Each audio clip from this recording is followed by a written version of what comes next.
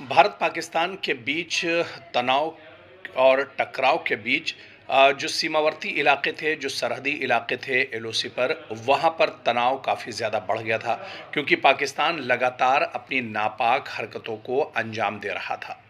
लेकिन सीज़फायर समझौते के बाद अब हालात पटरी पर लौट रहे हैं।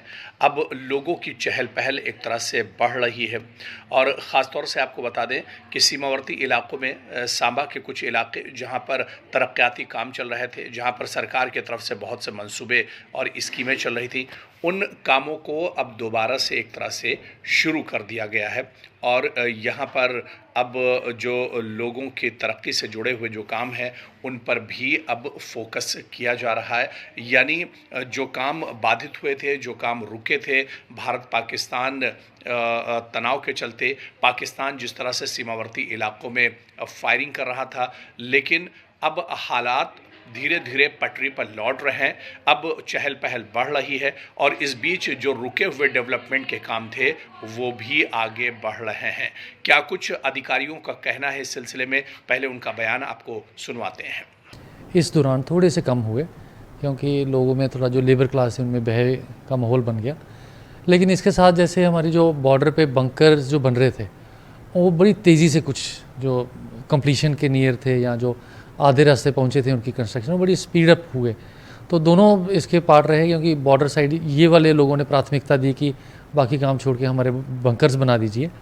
और हाईवे पे अगर आप देखेंगे कुछ जगह पे हमारी थोड़ी सी प्रोग्रेस स्लो हुई, लेकिन बाई एंड लार्ज अभी भी काम अच्छी प्रोग्रेस चल रहा है, अच्छी स्पीड से चल रहा है।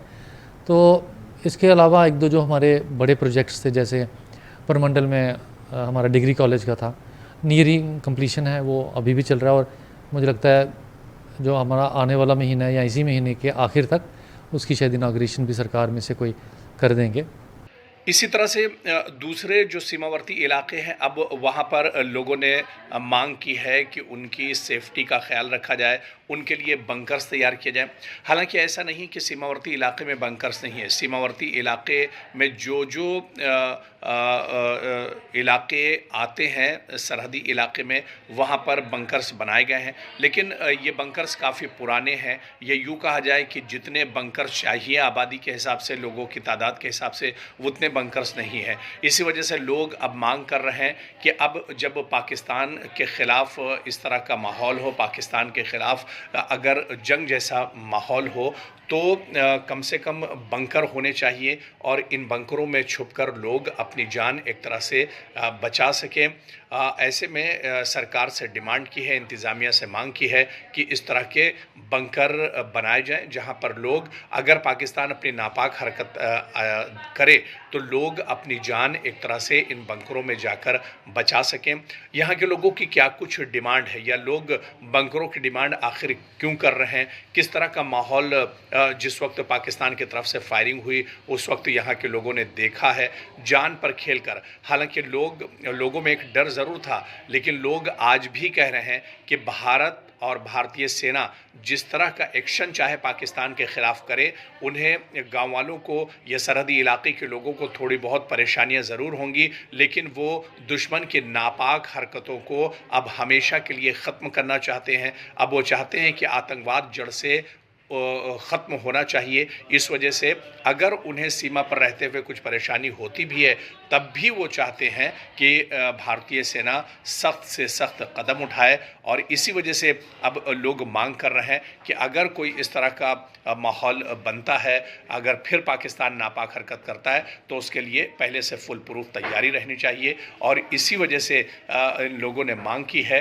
कि यहाँ पर बंकर एक तरह से बनाए जाए, यहाँ से जो तैयारी है वो पहले से पूरी की जाए। क्या कुछ इन लोगों की डिमांड है, ये भी आपको हम सुना रहे हैं। हम आपकी तरफ से हम यही कहेंगे गवर्नमेंट को कि हमने जल्द से जल्द हमें मोर्चा मिलना चाहिए। हम छोटे छोटे बच्चे हैं, एक मेरा बच्चा माजूर है, वो जहाँ मुझे भागना पड़ता है मैं उसको साथ लेके जाता हूँ। इसलिए आपकी तरफ से मैं गवर्नमेंट को यही कहूँगा कि जल्द से जल्द हमें मोर्चा तो जल्दी मिलना चाहिए। अगर मोर्चा होता तो हम छोटे छोटे बच्चे हैं मेरे, तो उनको बच्चों को मैं लेके अपने मोर्चे में अगर रहता ना तो मुझे भागने की कोई ज़रूरत नहीं पड़ती, मैं मोर्चे में रहता हूँ। यहाँ पे सीमावर्ती मतलब बॉर्डर बिल्कुल पास है, तो जब यहाँ पे गोलाबारी हुई थी तो हमारे घरों के आसपास ही पड़ रहे थे, जिसकी वजह से हम अपने घर छोड़ कर सेफ जगह चले गए थे और हम बहुत ही ज़्यादा डर गए थे। तो ना यहाँ पे कोई बैंकर है। हम गवर्नमेंट से अपील करते हैं कि इस एरिया में हमें बैंकर दिया जाए, क्योंकि हम बार बार अपना घर बार छोड़कर बाहर नहीं जा सकते। हमने बहुत मेहनत से घर बनाए हैं तो उसको छोड़कर नहीं जाया जा सकता। तो हम यही बोलते हैं कि यहाँ पे एक तो बैंकर दिया जाए। बट अब अभी जो सीज़ फायर हुआ है उससे हम खुश हैं, हम वापस आ चुके हैं घर। यहाँ पे भी दुकानें सब खुल चुकी हैं और लोगों के जो दिल में थोड़ा डर था वो बैठ चुका है। बट अभी भी कुछ कहा नहीं जा सकता कि कब शुरू हो जाए, तो इसलिए हम गवर्नमेंट से अपील करते हैं कि यहाँ पे बैंकर दिए जाए। गोलाबारी अभी बंद हो गई है सर, तो इसलिए लोग अब वापस घरों में आ रहे हैं जी। तो अभी थोड़ा सारा गोलाबारी नहीं हो रही है, लोग अपने घर में आ गए वापस। लोग खुश हैं? खुश है अभी सर। गोलाबारी हो गई उसमें भागना पड़ेगा, बैंकर चाहिए हमको, बैंकर से बगैर गुजारा नहीं है। बैंकर आएंगे तो उसमें छप जाएंगे थोड़ा। तो ऑपरेशन सिंदूर जो है, जो गवर्नमेंट ऑफ इंडिया ने पाकिस्तान के साथ किया है और वो ज़रूरी था, बट उसके कुछ इम्पैक्ट्स, उसके कुछ असर जो हैं वो गाँव पे पड़ गए। उसकी वजह से यहाँ से माइग्रेशन हुई, क्योंकि पाकिस्तान ने भारत की सेना के साथ तो मुकाबला नहीं किया, उसने सिविलियंस को टारगेट किया और पर्टिकुलरली हमारे गांव को, हमारे शहर को टारगेट किया, और जिसमें सिविलियन की कैजुअलिटी भी हुई है हमारे शहर के अंदर। तो उसको ध्यान में रखते हुए मैं यही गवर्नमेंट ऑफ इंडिया से रिक्वेस्ट करूँगा कि हमारे यहाँ बंकर्स जो हैं वो दिए जाएं। अगर बंकर्स होंगे तो हौसले तो आज भी लोगों के बुलंद हैं। यहाँ से थोड़ा सा दूर भाग के जाना पड़ रहा है जी। फिर फायर तो बहुत आता है ना, किसी वक्त भी फायर आ सकता है जी। हाँ, तो कितनी दूर है पाकिस्तान यहाँ से? ये हवाई तो 1 किलोमीटर ही है जी। तो अब घर से गए थे, वापस आए तो कैसा लग रहा है आपको? रात क्या रहा था, फिर वही बात है बस, जी। कब फायर आ जाए कब क्या होगा, इसलिए मोर्चे ज़रूरी है।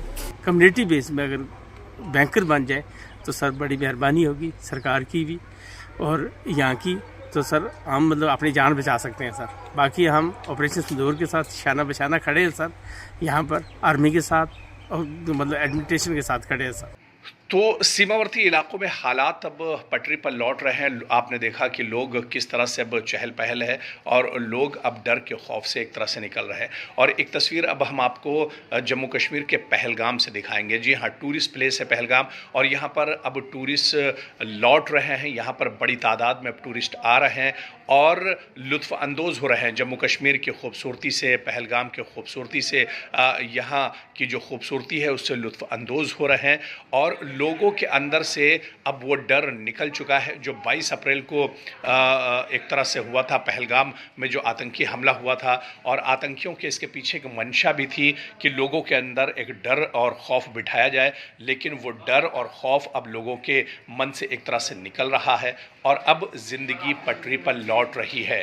पहलगाम जो सैलानी और जो टूरिस्ट पहुँचे हैं वो खूब इंजॉय कर रहे हैं और लोगों से अपील भी कर रहे हैं कि अब हालात जम्मू कश्मीर के बहुत अच्छे हैं और अब आप जम्मू कश्मीर आइए, जम्मू कश्मीर की जो खूबसूरती है उससे लुत्फ़ अंदोज़ होइए।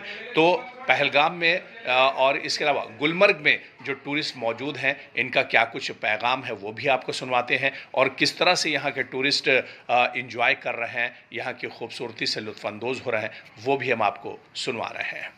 मैं और पति दोनों हम यहाँ घूमने के लिए आए हैं, बहुत अच्छा लग रहा है। कहाँ से आप आए? राजकोट गुजरात से। क्या संदेश देना चाहते हैं आप लोगों को जो यहाँ आना चाहते हैं? मैं संदेश देना चाहूँगा कि आप डरिए मत।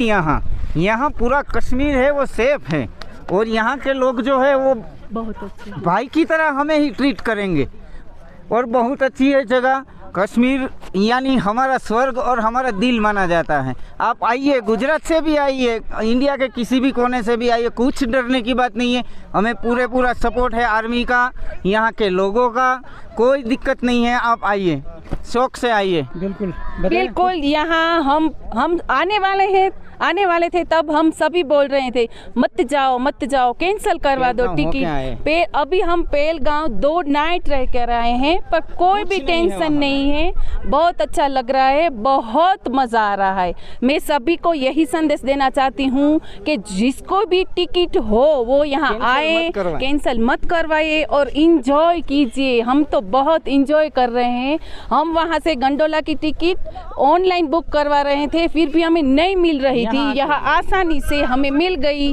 कोई घंटे देर हमें घंटे खड़ा नहीं रहना पड़ा, आसानी से हमें टिकट मिल गई। बिल्कुल नाज़रीन, आपने सुना है कि किस तरह से इन्होंने तासुरात बयान किए। इनका कहना है कि इन्होंने पहलगाम में भी 2 नाइट यानी 2 दिन रहे हैं और गुलमर्ग में भी अब ये मौजूद हैं और इनका कहना है कि लोग यहाँ आए, कोई डरने की बात नहीं है। यहाँ के लोग, यहाँ की सिक्योरिटी बाज़ाब्ता तौर पर इनकी निगहदाश्त करने में है और इसलिए ये इन पहाड़ियों पर आए हैं और इन्होंने यही संदेश दिया है कि जो भी आना चाहते हैं वो यहाँ आए, गंडोला की राइड कर सकते हैं और यहाँ की हसीन वादियाँ जो हैं। और इस महीने में भी आप देखते हैं कि बर्फ़ भी मौजूद है इस अफरवट पीक पर और इसका भी आनंद ले सके। न्यूज़ 18 जम्मू कश्मीर के लिए मैं अफरवट पीक से मुनीर हुसैन हुर्रा।